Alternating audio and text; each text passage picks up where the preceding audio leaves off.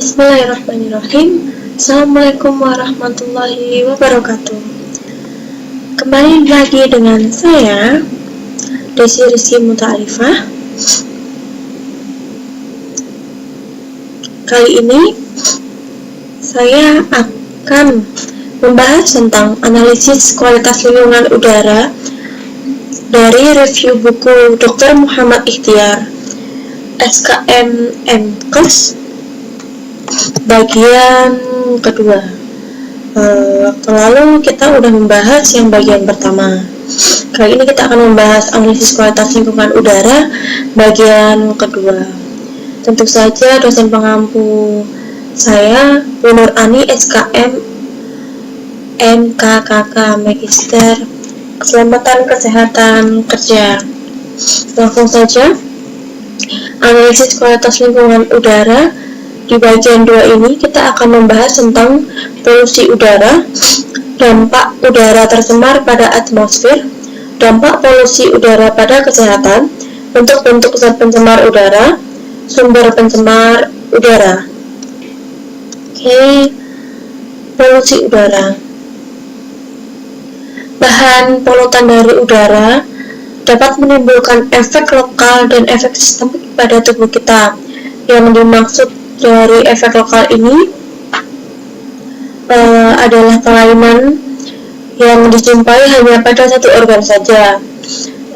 Sementara itu, kalau efek sistemik tentunya mengenai sistem tubuh tertentu, misalnya sistem syaraf atau peredaran darah. Contoh dari efek sistemik ini sendiri adalah polusi karbon dioksida, karbon monoksida yang mengganggu transfer oksigen karena karbon monoksida berikatan dengan hemoglobin. Jadi karbon monoksida ini mengganggu transfer oksigen yang ada di peredaran darah kita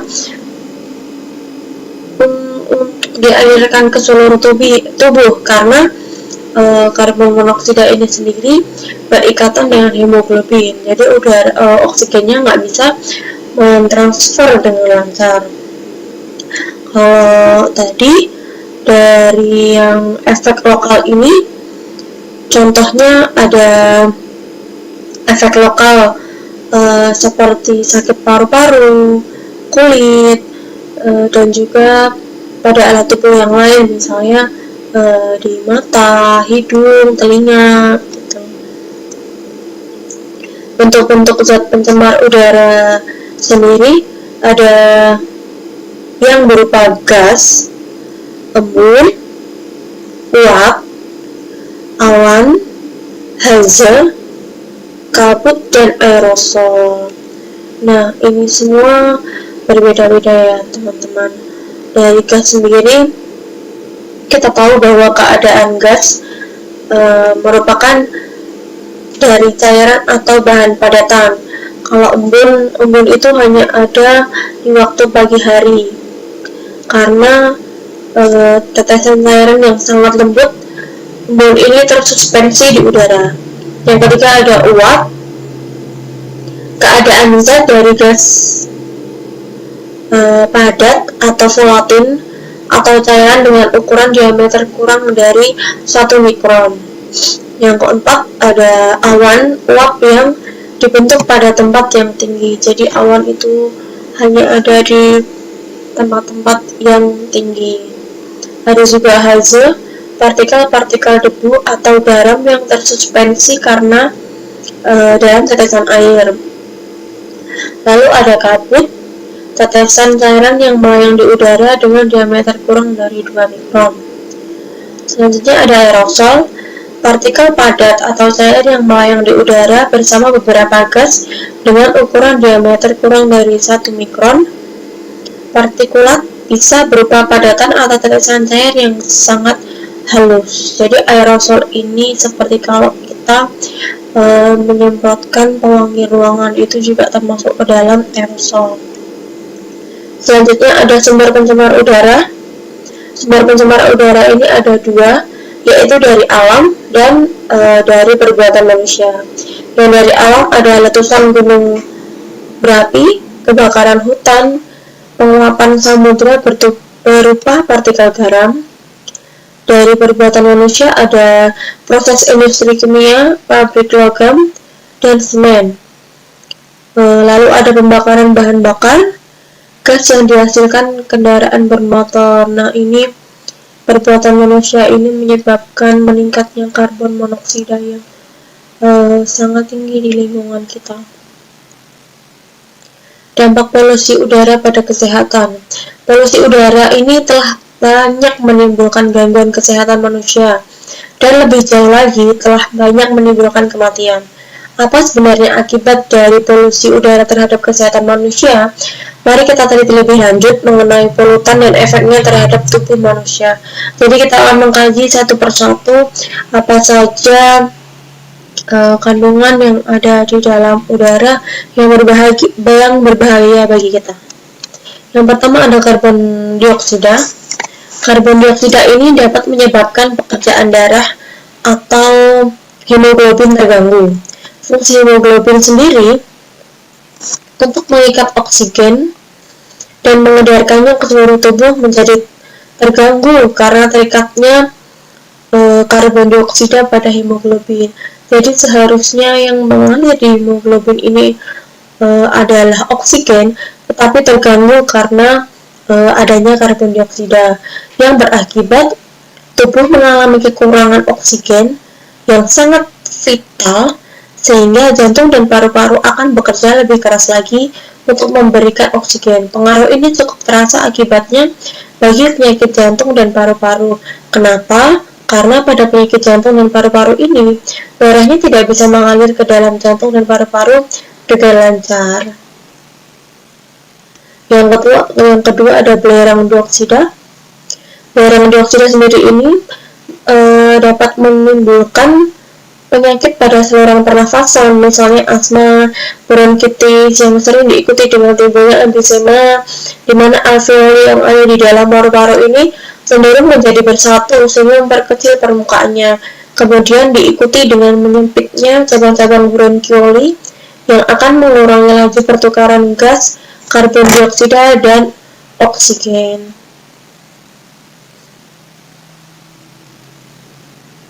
Yang ketiga ada sulfur dioksida. Sulfur dioksida ini ada dua. Yang satu sulfur dioksida buatan, yang kedua ada sulfur dioksida alamiah.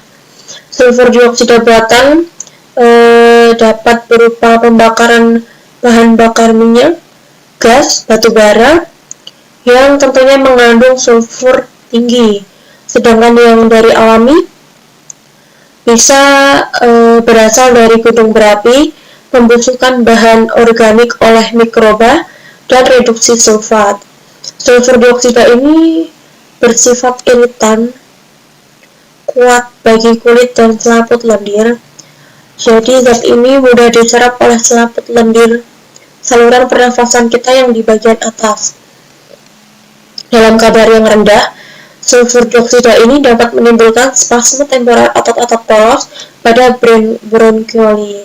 Zat ini juga dapat menyebabkan kanker. Nah, zat ini juga sangat berbahaya bagi kita. Yang keempat ada ozon. Ozon ini dapat memasuki saluran pernafasan lebih dari sulfur dioksida. Ozon akan mematikan sel-sel makrofag, menstimulir penebalan dinding arteri paru-paru, dan apabila pemaparan terhadap ozon sudah berjalan cukup lama, maka dapat terjadi kerusakan paru-paru yang disebut emfisema, dan sebagai akibatnya jantung akan melemah. Selain itu, ozon juga dianggap dapat menyebabkan depresi pusat pernafasan, sehingga pengaturan ventilasi paru-paru dapat terganggu.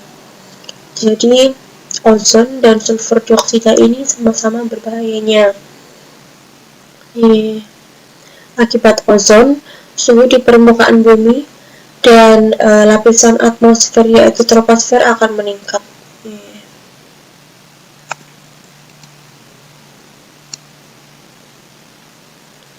Selanjutnya ada dampak udara tercemar pada atmosfer. Di dalam atmosfer bumi ada 2 lapisan, yaitu troposfer dan stratosfer. Nah, di dalam troposfer ini, jika terjadi pencemaran udara, akan mengakibatkan hujan asam, yang hujan asam ini akan menimbulkan korosif pada materi logam, merusak kehidupan hewan dan tumbuhan, dan apabila terjadi presipitasi berat pada partikulat akan mempengaruhi radiasi ultraviolet. Nah, radiasi ultraviolet ini yang berbahaya bagi kulit dan tubuh kita, yang akan menyebabkan sakit mata, sakit kulit, sakit pernafasan, yang dapat menimbulkan kematian jika kita terpapar sinar ultraviolet yang terlalu lama. Nah, yang kedua adalah lapisan atmosfer kita. Yang berikutnya ada stratosfer. Jika stratosfer ini terjadi pencemaran, maka di dalam atmosfer akan terjadi penipisan gas ozon yang berakibat pada peningkatan radiasi sinar ultraviolet, yang berdampak terjadi perubahan iklim seperti temperatur, angin, dan curah hujan. Untuk apa nih kita pengendalian pencemaran udara? Yang pertama, udara yang tercemar dapat sirna. Yang kedua, udara yang sudah tercemar jangan tercemar lagi. Usaha alam mengatasi udara yang tercemar. Sebenarnya, alam itu secara diam-diam dapat membersihkan bahan pencemar udara itu sendiri. Tetapi alam tidak bisa bekerja sendiri, harus kita yang membantu alam untuk membersihkannya. Jadi manusia perlu memperhatikan alam sekitarnya dan mengendalikannya, supaya kita sama-sama dapat membersihkan alam, membersihkan udara dari bahan pencemar udara. Supaya apa? Supaya meminimalisir bahan pencemar yang masuk ke dalam atmosfer bumi, sehingga atmosfer bumi kita terhindar dari bahan-bahan pencemar udara. Bagaimana alam menghilangkan bahan pencemarnya?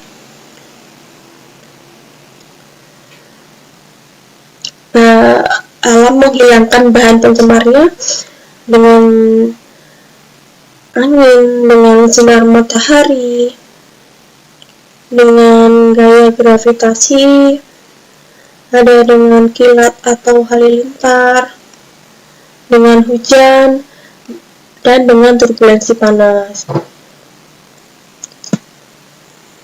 Jadi, alam akan secara otomatis menghilangkan bahan pencemarnya dengan ini semua. Ini adalah